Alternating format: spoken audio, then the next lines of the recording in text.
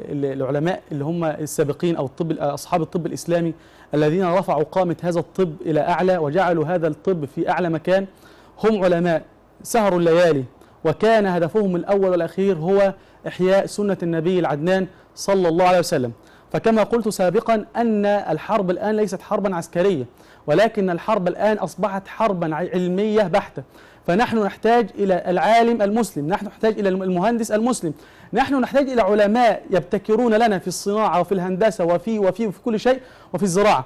فهيا بنا تعالى نرجع معنا ورا كده إلى علمائنا في مجال الطب. مثلا لو قلنا مثلا، لو تحدثنا مثلا على سبيل المثال شيخنا وجدنا أبو بكر ابن محمد، أبو بكر محمد ابن زكريا الرازي، الذي ولد في مدينة الري جنوب طهران، صاحب كتاب الحو في الطب.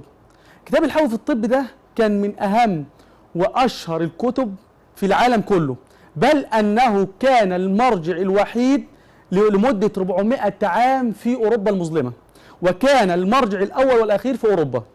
طيب ده ناخذ اتصال. السلام عليكم ورحمة الله وبركاته. السلام عليكم. وعليكم السلام ورحمة الله وبركاته. دكتور حسن.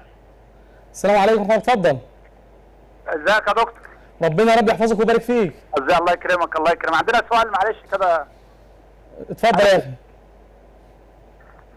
عندي بنت بتاعت 12 سنه دايما بتنقط ميه. يا ريت بس حضرتك تعلي صوتك لان الصوت مش واضح عندي خالص. طيب بقول لحضرتك عندنا بنتي عندها 12 سنه. 12 سنه. دايما ايدها بتنقط ميه، عرق على طول، في تصيب شتاء. ايديها ورجليها ولا ايديها بس؟ ايديها بس. يعني مثلا لو مسكت حاجه تتبل؟ لا من غير ما تمسك حاجه، هي ممكن مسك حاجه تتبل. دايما بتتبل. يعني مثلا لو سلمت عليها ايدها هتبقى عرقانه، ممكن تحس بالميه اللي في ايديها؟ بالظبط كده. هي عندها كام سنه؟ عندها 12 سنه. اسال الله العظيم رب العالمين ان يشفيها وان يعافيها وان يبرئها اللهم من رب العالمين. ارد على حضرتك ان شاء الله. ناخد اتصال. السلام عليكم ورحمه الله وبركاته. استاذ احمد السلام عليكم. السلام عليكم يا شيخ حسن.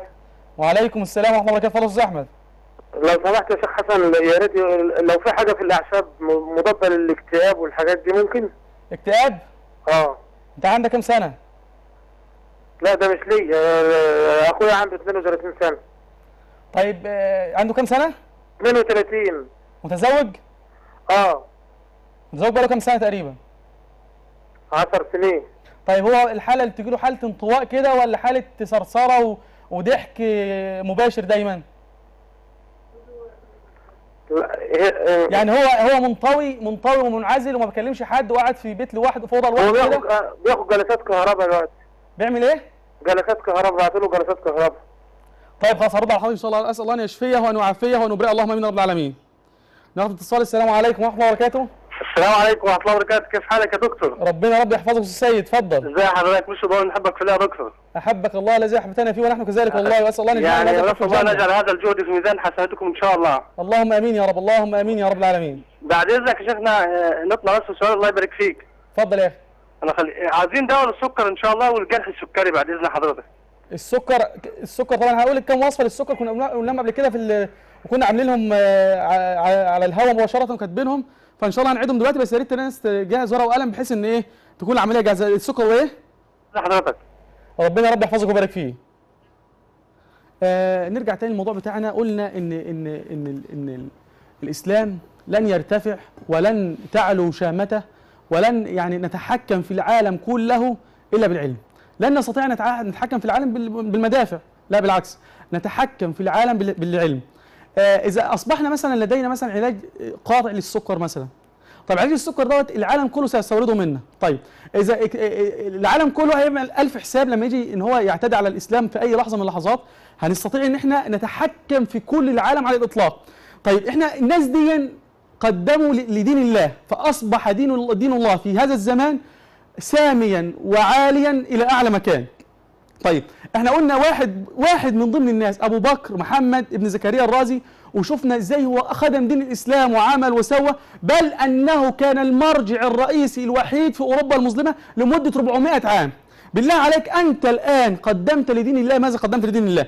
طيب تعال نشوف واحد تاني من علماء الطب الكبار، جدنا وشيخنا وحبيبنا رحمه الله عليه الحسين ابن عبد الله ابن سينا. طبعا ابن سينا من اشهر كتب العلاج في العالم على الإطلاق، والذي يعني من أهم الكتب الذي ظل معولا عليه في الطب وتعليمه، بل كان كتاب الطب المدرس الوحيد في مكتبة باريس الطبية الصغيرة، وأهم مراجع الطب في أوروبا حتى القرن ال18. ناخد اتصال. السلام عليكم ورحمة الله وبركاته. وعليكم السلام ورحمة الله وبركاته. ازيك يا دكتور؟ ربنا يا رب يحفظك ويبارك فيك. اتفضل. احنا بنحبك في الله والله العظيم يا دكتور. احبك الله. لازم حضرتك. ازيك يا حاج عياد؟ كيف حالك؟ الله يخليك، الله يبارك فيك، كل سنة وانت طيب. ربنا وانت طيب، وتقبل الله منا ومنكم سائر الاعمال. عندي استفسارين بس كده هوت، يعني مشاط كده هوت يا دكتور، ولو سمحت عايز الرد عليهم. خادمك يا حاج عياد، خادمك ان شاء الله. الله يخليك، بارك الله فيك. اتفضل يا حاج عياد. حاجة لتنشيط الذاكرة. دي أول حاجة. طب السن كم سنة اللي عاوز تنشيط الذاكرة؟ يعني في 60. حاضر يا حاج، عينينا الاثنين ان شاء الله. اسال الله ان يشفيه وان يعافيه وان يبرئه. ألم الظهر، يعني في ألم في الظهر كده وزي انا هقول لحضرتك على وصفه ان شاء الله. الام الظهر النهارده ان شاء الله عز وجل هتريحك في الحال باذن الله عز وجل، وهتضل ان شاء الله في خلال ايام بسيطه جدا، حتى لو عندك انزلاق غضروفي بامر الواحد الاحد الفرد الصمد ان شاء الله خلال ايام هتعمل اشعه مش هتلاقي اي حاجه باذن الله عز وجل. واسال الله العظيم رب العرش العظيم ان يشفيك وان يعافيك وان يبرئك. اللهم امين يا رب العالمين. بارك الله فيك، بارك الله فيك. اللهم امين. والله هذا الدعاء يساوي الدنيا بما فيها. الاستاذ رجب، السلام عليكم ورحمه الله وبركاته. وعليكم السلام ورحمه الله وبركاته. ازيك يا رجب؟ ازيك يا دكتور؟ ربنا يا رب يحفظك ويبارك فيك. لعلك بخير. استاذنك بس بالله عليك توطي التلفزيون الله يكرمك وتتكلم من التليفون. ماشي حاضر. اللي حضرتك والنبي يا دكتور لا اله الا الله. اتفضل. الاتصال اتقطع للاسف. نرجع للموضوع بتاعنا. قلنا ان الناس دي فعلا تعبت، يعني فعلا تعبت بمعنى الكلمه، مش كلام. احنا النهارده اصحاب افواه ولكن لا نعمل، نتحدث كثير ولا نعمل. للاسف الشديد النهارده لو بصيت على نفسك كطبيب او كمهندس او كطبيب في الجامعه، دكتور في الجامعه او ماذا قدمت للاسلام او المسلمين؟ مش لازم انت تقدم لدين الله انت تمسك الميكروفون وتوعظ في الناس وتبكي الناس، لا. التقديم لدين الله عز وجل يكون عن طريق ان تجتهد في عملك. انت الان مهندس، ابتكر طريقه من خلالها مثلا تستطيع ان تبني الشقق الفلل الواسعه للمسلمين والعمارات وتشيد البيوت المسلمين، ولكن بطريقه طيبه وبسيطه ان شاء الله عز وجل. انت طبيب، ابتكر شيء طيب، مش يكون الامر متوقف على ان انت تكتب وراء الادويه الموجوده في الصيدلانيه، ولكن عليك ان تبتكر شيء جديد للاسلام والمسلمين. تعال ناخد جدي لنا. احنا قلنا الاول جدنا ابو بكر الرازي، جدنا الثاني ابن سينا صاحب القانون في الطب اللي كان صاحب يعني له ضجه حتى الان في العالم كله، ويمكن في المانيا، يمكن حد بيراسلني من المانيا حتى الان، لنا اطباء هناك اصدقاء لنا بيقسموا بالله، هم اسلموا بفضل الله عز وجل، بيقسموا بالله ان هم يعني السبب الرئيسي في اسلامهم هو الطب النبوي باذن الله عز وجل. ناخد اتصال. السلام عليكم. انقطع الاتصال للاسف. يبقى قلنا اول حاجه هو جدنا ابو بكر الرازي، وبعد كده جدنا ابن سينا، وبعد ذلك هنخش على جدنا ابو القاسم الزهراوي. ناخد اتصال. السلام عليكم ورحمه الله وبركاته. وعليكم السلام ورحمه الله وبركاته. السلام عليكم ورحمه الله وبركاته. دكتور حسن. اتفضل يا استاذ احمد. بقول لحضرتك انا عايز علاج لفيروس سي وتليف الكبد. طيب معلش بس الموضوع كبير مش سهل، يعني انا عاوز حاجه خاصه بحضرتك. فيروس سي. حاجه لحضرتك ولا حد تاني؟ لي انا. طيب السؤال الاول، اسم حضرتك؟ سن حضرتك معذره. احمد، يعني 45 سنه. 45 سنه. اسال الله العظيم ان يشفيك وان يعافيك. طيب 45 سنه. المشكله بدات مع حضرتك من امتى؟ يعني من حوالي، يعني في الكبد في تليف ولا ما فيهوش تليف؟ في تليف. نسبه التليف قد ايه؟ يعني انا عملت مقطعيه، حددت آلة متوسط. تمام.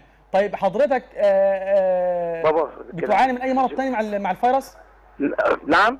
بتعاني من اي مرض مع الفيروس تاني؟ لا مفيش الحمد لله. طيب الحمد لله. مفيش سكر الحمد لله، ضغط مفيش اي حاجه خالص؟ نعم. مفيش سكر مفيش ضغط مفيش اي حاجه بفضل الله؟ لا الحمد لله. طب ان شاء الله حضرتك منين يا استاذ احمد؟ من بني سويف، من هناك. بني سويف، اهلا وسهلا. طب انا ان شاء الله اوعدك ان شاء الله هديك حاجه النهارده باذن الله بامر الله الواحد الاحد خلال 45 يوم هيبقى العمليه معاك مضبوطه تماما، ولكن بعد 6 شهور هتحلل ان شاء الله عز وجل باذن الله، هتلاقي عندك ان شاء الله عز وجل مفيش فيروس خالص، هتلاقي العمليه نيجاتيف باذن الله عز وجل. شفاك الله وعافاك يا اخي.